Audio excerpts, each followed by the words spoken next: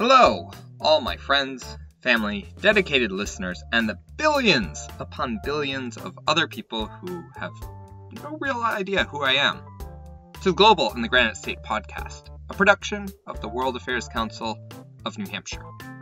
To the 99.99999 repeating percent of people in the world who do not know, my name is Tim Horgan, and I am the Executive Director of the World Affairs Council of New Hampshire, and your host for this wonderful podcast. Now, while some of you may know me already, I don't know who you are, unless you tell me you are listening. So, I invite you all to send me an email with your thoughts on the podcast here.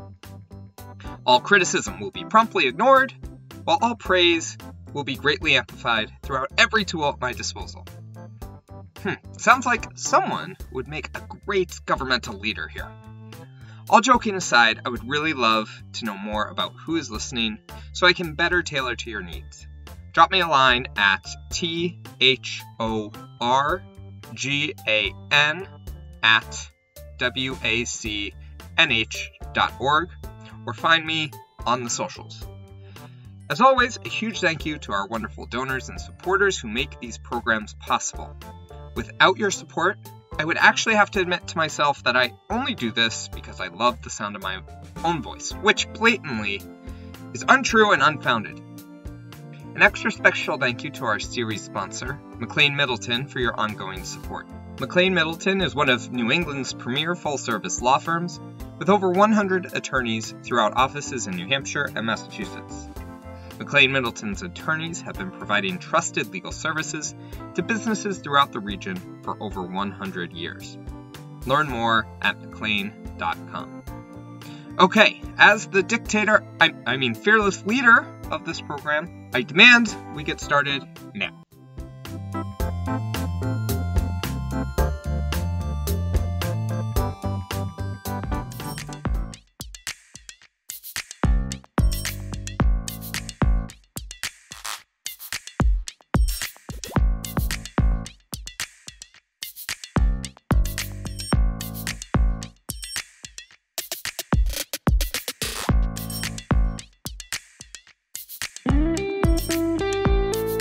Let me set a scene for you.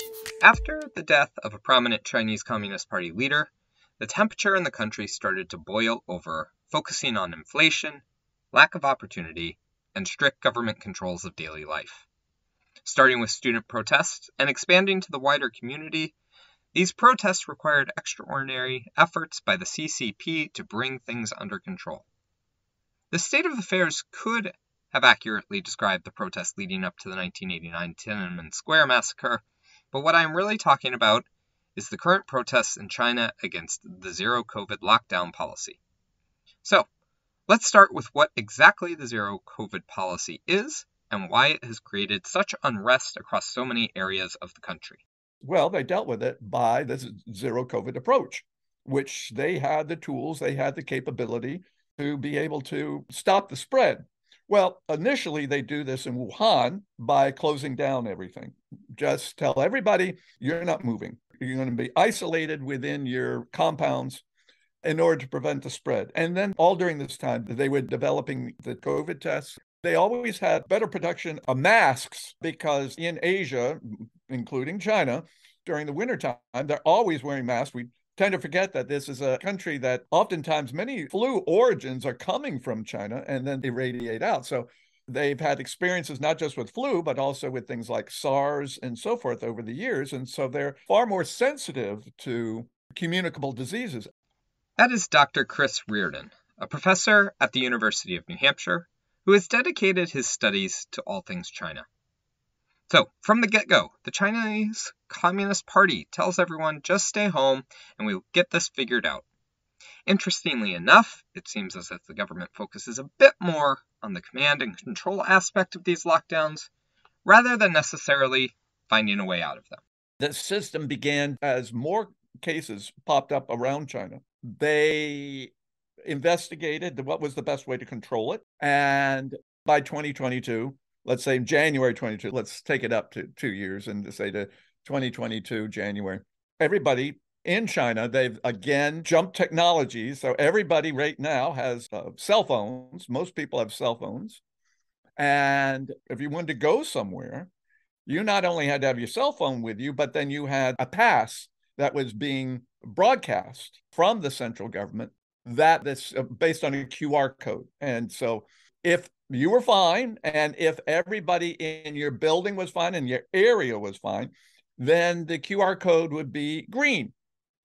And you would be able to get out of your building. You would be able to get a bus. You would be able to get on the subway. You would be able to do whatever you wanted to do. However, if there was somebody in your building or somebody in the bus or somewhere there was a question, then that QR code was never going to be green. It was going to be yellow, or even the worst color, red. So, relying on some of the same technology they were using for their social credit score program, which housed a ton of data about you in government servers, all collected through your phone, they were able to constantly monitor the movements of citizens while implementing a rigorous testing regime. It seems that anytime you leave your home in China, you have to have your cell phone with you to do anything, including getting back into your housing complex. Through the power of technology, they were able to identify people who were in close proximity to each other, determine who had COVID when, and mandate isolation for anyone who may have been exposed. As a quick note, since I spoke with Dr. Reardon, China has announced that they are retiring this program and will no longer be tracking COVID through people's phones. I guess you could say that the people that were lucky were caught inside their buildings, and then they were quarantined inside their buildings for weeks until the people would be undergoing the nucleic tests, which, by the way, they would be taking every 72 hours. And then as long as if there was no more evidence of COVID in the area, then the lockdown would be lifted. For those who were actually sick or had been interacting with sick people, their QR codes would be red, and oftentimes they would be, if not all the time, they would be shifted off to these quarantine centers. Now, these quarantine centers are at this very moment being expanded, and you are there restricted from seeing anybody, and your food is being brought to you. You have to go through testing. Oftentimes you see a variety of them. Either they're in large conference centers with beds being spread all out with no individual separation, or you've got these container boxes in which you and your family or whoever's with you are isolated. Now, I'm not sure what would be worse. Being stuck in my 250 to 330 square foot apartment where you cannot leave the building, even to get food, or being forced into a makeshift COVID detention center where you have even less control over your life. Needless to say, I can only imagine the frustration. As this policy continued to be rolled out and people wrapped their heads around what it meant to be caught near someone with COVID, you saw some pretty wild things start to happen. So for close to 3 years now, that the Chinese had been under the system in which they could be in a mall, and then somebody, because at everywhere you're going, they're testing whether or not you got COVID. If one person came down with the virus, everybody in the mall would be isolated. And you see these scrambles of people just rushing to get out of the exits because they're afraid that they're going to be caught by this lockdown. And it's really not just a lockdown, it's really incarceration of patients. Maybe some lessons to be learned here, but I will leave that to you, the listener, to decide. Okay, so you have these very intrusive lockdowns that actually still continue today, and people are trying their best not to be caught up in them. There are even reports of government officials installing barricades, putting sticks of rebar in front of doors, and wiring front doors closed, all in an effort to stop the spread of the virus. More on that later. Interestingly enough, China has been resistant to bring in outside vaccines and has instead relied upon the Sinovac vaccine, which is based on older technology. You would have figured that getting the population vaccinated with the most effective tools would have been in the best interest of being able to end these lockdowns, but in an effort to show their own self-reliance and that the CCP has the best response to everything, they went a different direction. They wanted to vaccinate everybody. And the next year or so, they were able to vaccinate about 90%. They say 90% of the people, but that's vaccinated once. In a report released by the Singapore Center for Infectious Disease, the Chinese vaccine was compared up against Pfizer and Moderna's mRNA vaccines. 2 doses of Pfizer and Moderna prevented severe cases in more than 90%, while Sinovac's 2 shots only prevented severe cases in 60%. And that is with 2 shots, not 1. So, in the face of a less efficient vaccine, the lockdowns continued. Something interesting to note. We have no idea how many people actually have died of COVID in China itself. I'm a fellow that does foreign economic policy in China, and I never trust any of the numbers that I see. So they say at this point that there were about 4,000 people that died. Well, there's 10,000 people already dead in Hong Kong and 15,000 in Taiwan. So, the only obvious reason why they're not reporting this correctly goes back to the original reason for the zero COVID policy, is because the General Secretary of the Chinese Communist Party, Xi Jinping, had promoted this idea. He was very proud of the fact that China had discovered the way to be able to control COVID. And looking back in 2021, when, for instance, in the United States, that you had the former president talk about using infrared light to be able to cure COVID, the kind of craziness that went on in the West, but the Chinese were sitting there saying, no, we don't have a problem here. This is the way we're dealing with it.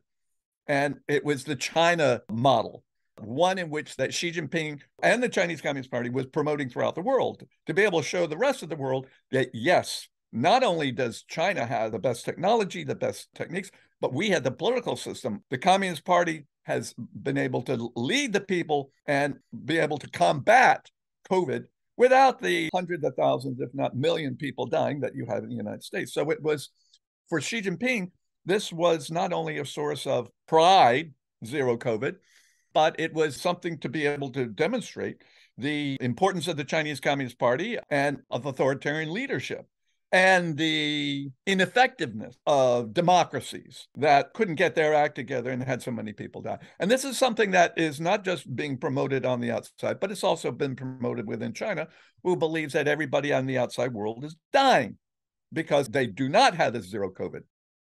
Of course, it wouldn't be a problem if they had bought the rights to be able to produce a mRNA vaccine in China, but they can't do that because Xi Jinping, the originator of zero COVID, had promoted this idea of self-reliance, and the China model and the Chinese people had the best technology and can do everything by themselves. Well, they can't. Therefore, the Chinese government kind of got themselves stuck in a tricky spot here. With the population that would be highly vulnerable to the virus if zero COVID was ended, they were incentivized to continue to insist that this was the only path forward and continue to shout about how great this program was. The only problem is, after a couple of years of forced isolations, a decrease in economic activity because of it, and the uncertainty of it all, you never know when you're leaving your compound whether or not you're going to be able to get back to home. You could be leaving your kids and your compound could be, and it's not just the building, could be the entire area will be closed off because somebody's come down with COVID and everything's been put under lockdown. People that have been caught in their apartment buildings without food. And you see these pictures that are coming out at nighttime, the high-rise buildings in the urban areas, and people are screaming and yelling and saying, we need food, we're starving. And they try and get that food, or they try and leave the compounds. And you have this phalanx of police that are dressed up as medical workers. They're called the dabai, the big whites. And there's one Western commentator that says they look like the stormtroopers from Star Wars. Some of them are actually health workers. Some of them are local management people, party people, and others are military and or police. And they're there to enforce these crackdowns, these incarceration of these people. So the people have just gotten to the point where they've had it. Okay, so zero COVID may not be going as well as the Chinese government would like, with millions of people under forced quarantine at certain times. But this is not the only thing that has led to these protests. On top of this, you've got other problems that have been facing China that the foreigners are not paying as much attention to. Lack of water, a financial system that has imploded because that factories have been stopped because of COVID. You've got people who have invested all of their earnings into buildings that are non-existent. In other words, if you want to get married, you have to have an apartment. Many people have tried to buy them, and then they put down all this money, and then they're not built.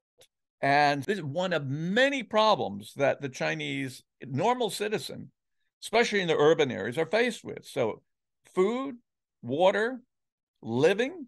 And then all of a sudden you have these local yokels who are coming in and saying, you can't do this. So there is a limit to what Chinese people can take. Now, I lived there for about 5 years, and I was always amazed at the patience of people, because when you're living under an authoritarian system, you don't talk back, automatically slap down if you do something like that. If a fight breaks out, then everybody crowds around. It's almost like this giant pressure cooker that they see a fight between two people or whatever, everything is stopped. I was on a bus in the middle of Beijing in the mid 80s, and the bus stopped for about a half hour, about 10 o'clock at night. Everybody stopped to watch the fight. And it's like this release because of all this kind of keeping it in to accept, authoritarian rule. That pressure cooker in the past month or two exploded. And the catalyst was the fire that took place in Urumqi in Xinjiang province. To me, this is the really interesting part. For those who have listened to our podcast in the past, you probably heard us talk about what is going on with the Uyghurs. But for those of you who don't, the Uyghurs are an ethnic Muslim minority group that the Chinese government has been credibly accused of committing a genocide against. These people have been placed into forced labor, quote-unquote re-education camps, have been subjected to forced marriages to Han Chinese men, and the government has basically tried to wipe any bit of these people from the records, all in the name of anti-terrorism. So, a fire in a building that killed 10 Uyghurs might not have even registered a few years ago for most Chinese. But, and this is my personal opinion, independent of anything, it seems logical that this fire opened the eyes of many Chinese to the fact that the repression brought upon this minority group can and has been brought to all of China through zero COVID. But I'm not the Chinese scholar here. They say that about 10 people died, and the primary reason was that the fire brigade were unable to get into the building because there were metal bars preventing people from exiting. There were barricades all around the building, so the fire brigades could not get to the building. So the delay of the fire brigade getting there and saving people resulted in the death of 10 people. That's what the leaders of Xinjiang have said, that there 10 people died. A lot of people don't believe that it was just 10 people. Again, you don't trust Chinese numbers. Seriously, go online and check out the ways in which some of these people were barricaded into their homes. It is pretty crazy stuff. Now, after the fire, protests begin to break out. It acted like a catalyst to Chinese unrest in the urban areas and not just the big areas of Beijing and Shanghai and Wuhan, but all, including in Urumqi. That was the very first off. There was a big demonstration in Urumqi in which you would think that the party and the military had such strict control to prevent the Muslim terrorists, quote unquote terrorists. Well, they were both Uyghur and Han out in the streets in Urumqi demonstrating against not necessarily the Communist Party, but the zero COVID strategy. We are getting indirectly news from the Chinese diaspora because through the leadership of Xi Jinping, they've basically kicked out all the Western journalists. There are still a few, like from Deutsche Welle and so forth. Most of them are not in Hong Kong either, so they're based in Taiwan. We are getting information that there were over 100 different demonstrations that took place, demonstrations in 100 different cities. One of the catalysts were students, so that you saw the demonstrations. We would see demonstrations taking place in Tsinghua University, which is China's equivalent to MIT. There was demonstrations at Peking University, which is so-called Harvard. And in Shanghai, there were demonstrations that first initially focused along the major streets. They're called Urumqi Street. And they kept returning back last weekend, kept coming back.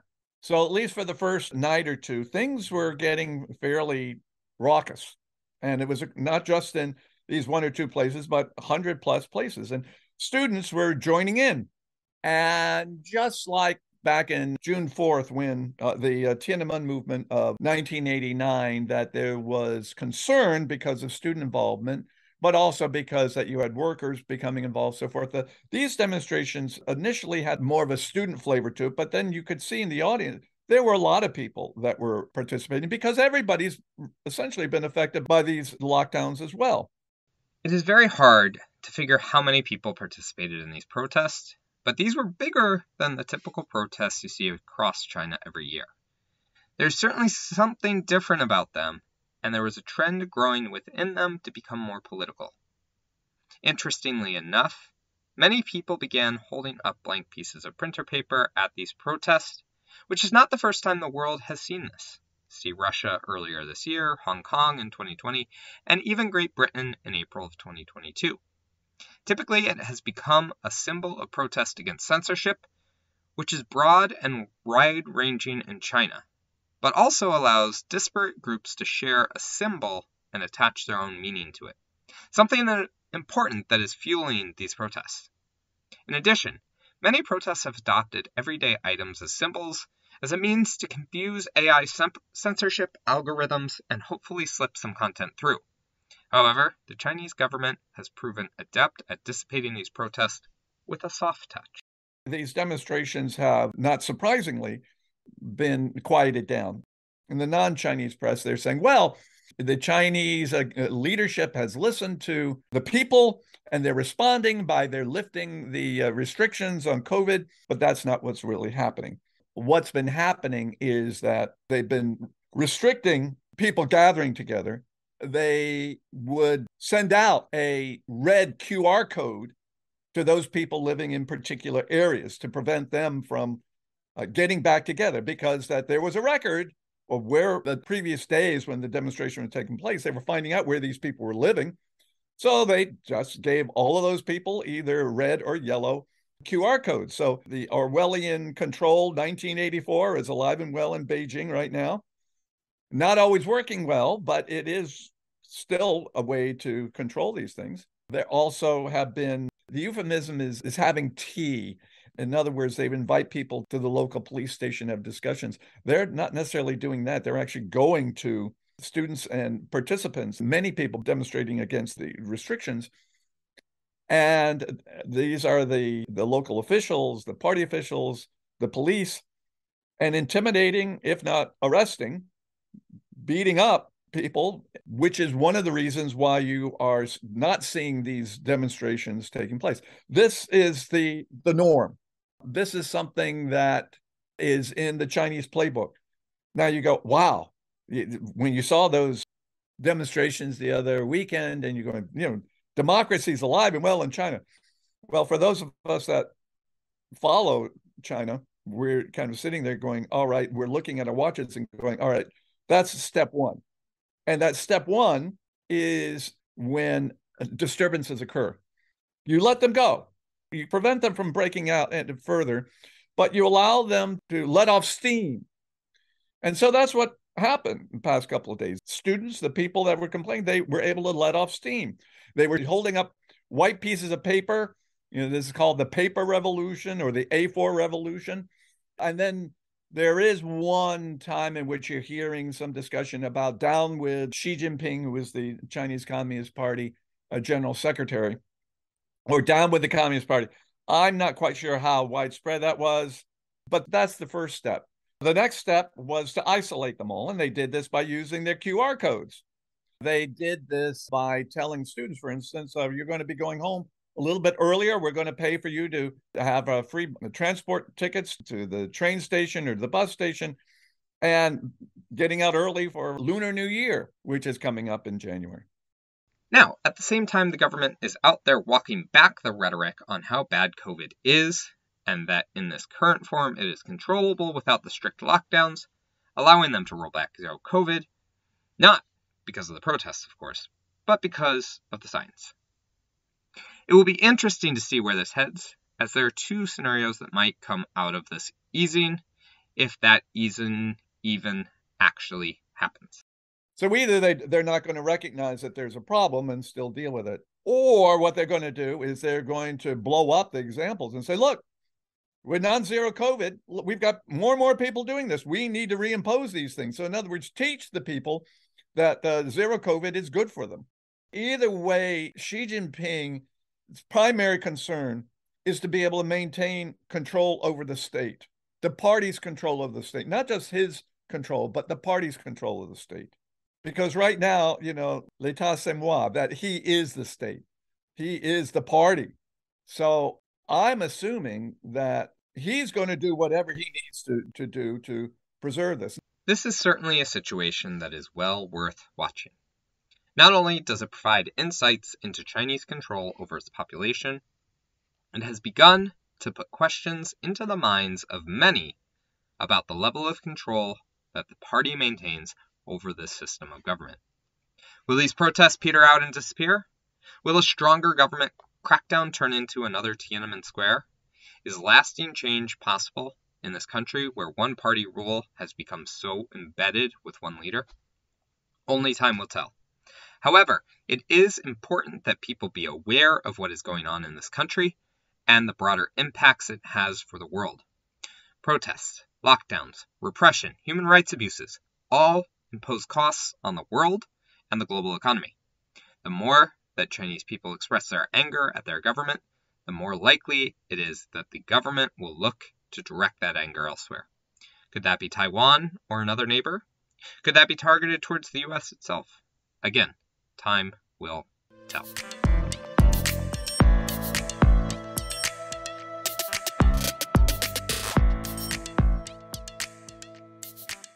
Thank you to everyone who listened to today's episode. I appreciate you taking an interest in these global discussions and hope that you will take some time to think about the various ways in which these protests and the overall outcome could impact your life, as well as the way you can make your own impact. The more you know about an issue, the better conversations you can have, and the stronger your community can become through shared understanding. With that in mind, please share the Global in the Granite State through your network and let everyone know how awesome we are. This has been the Global in the Granite State podcast, a production of the World Affairs Council of New Hampshire. Tim Horgan? Well, you know the deal. He does it all and really hopes that you like the end result. Let him, me, know what you think through email, our website, social media, or by dropping a comment or rating on this episode. Our theme music is Admin by A.A. Alto, and our interlude music is Tension by Mr. Smith. Thanks for listening, and we will hear you in the new year.